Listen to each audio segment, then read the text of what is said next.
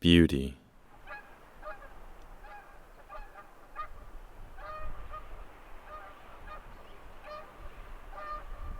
Each and every one of us has our own definition. Our individual perception of it shapes the course of our lives. It dictates how we dress, what we eat, where we work, and the values that we hold. Some of us find it in our families, others in our solitude. Whether we are consciously aware of what we find beautiful or are ignorant to its importance in life often influences the happiness in our hearts. The pursuit of beauty takes some people to heights never before imagined. For a few of my friends, this is that place.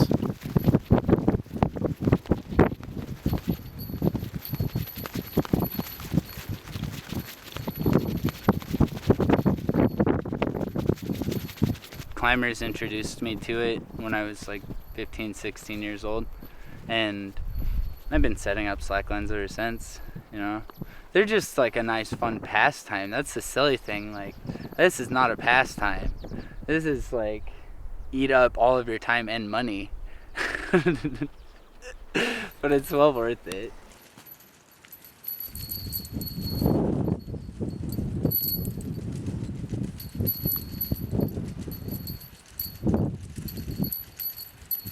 The thing that drew me to highlining was just kind of that space that you're in. You know, you just seem to be just be floating in space, and it really intrigued me to, especially seeing someone do it, of how calm and and how meditative it really looks. That day I saw someone highlighting changed my life forever.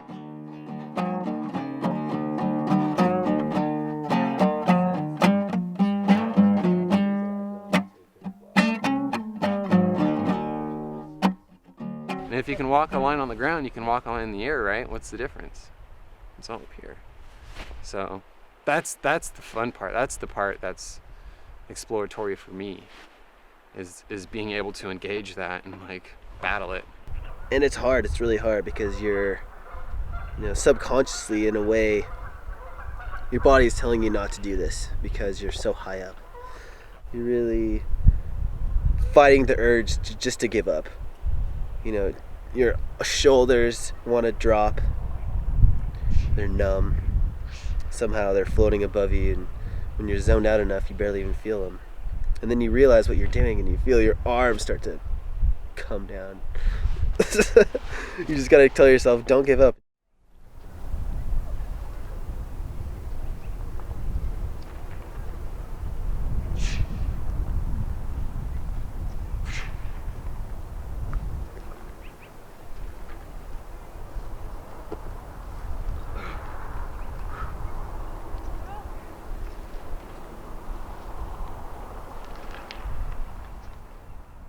Well, the first time I got on a highline, it was nauseating. I was moving through this thought process, like letting myself just get washed over by the sensation of why am I doing this? Like, this is terrible. I need to get off here.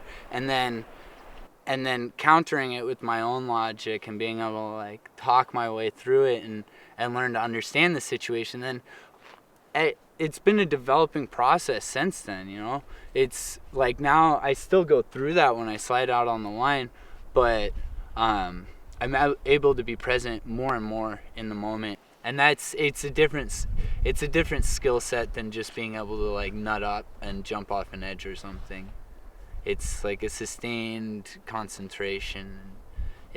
It's incredible. I feel like I have so much more control over myself in every aspect of my life just because of it. What fascinates me about it is it's not about the adrenaline. Like, it's not about like getting amped up on like freaking out or something. It's like you have to get rid of that entirely, because the more that you let like the fear and the adrenaline like come over you, the more you're just gonna tense up and shake and just have no control of yourself. You have to completely let go. it's hard to move through. It's a personal process. If you give up, that's where it breaks down. I force myself to slide out. I force myself to stand up. Like, if I have too much fear, then I know that I need to do it. And sometimes you stand up, and then all of a sudden it's like it's part of the process, and you just walk across it. Then sometimes you stand up and it's shaking, and you fall, and you say, let's go. At least I tried.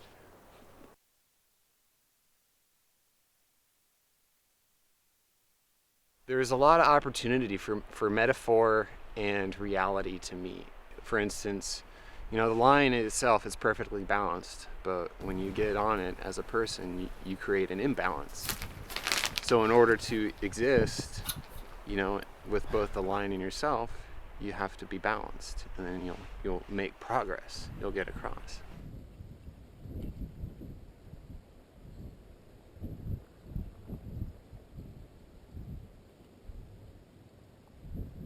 There's an expression in every single moment that we spend out here, and why we're doing it and what we're doing, and it's a lot more meaningful than I think a lot of people even realize.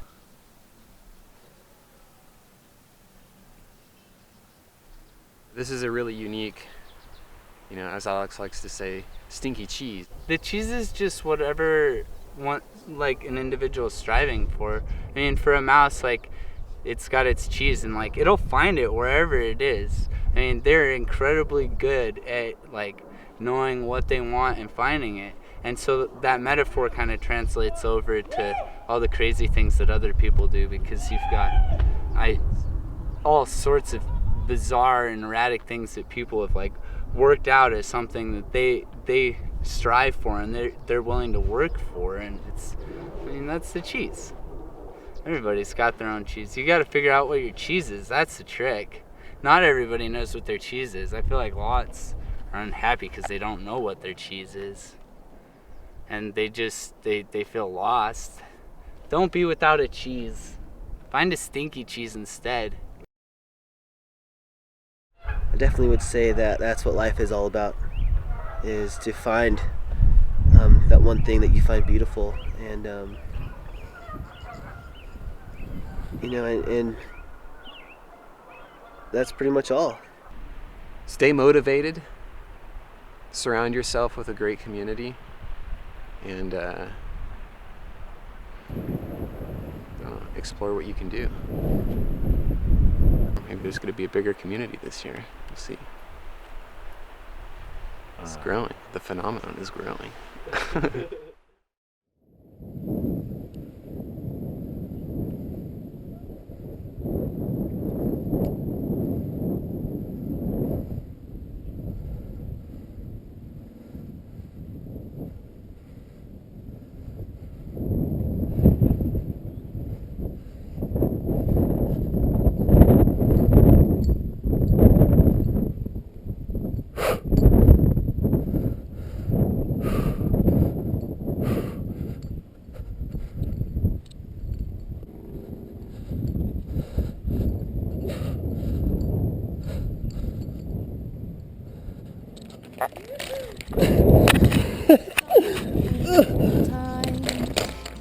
Get your butt outside.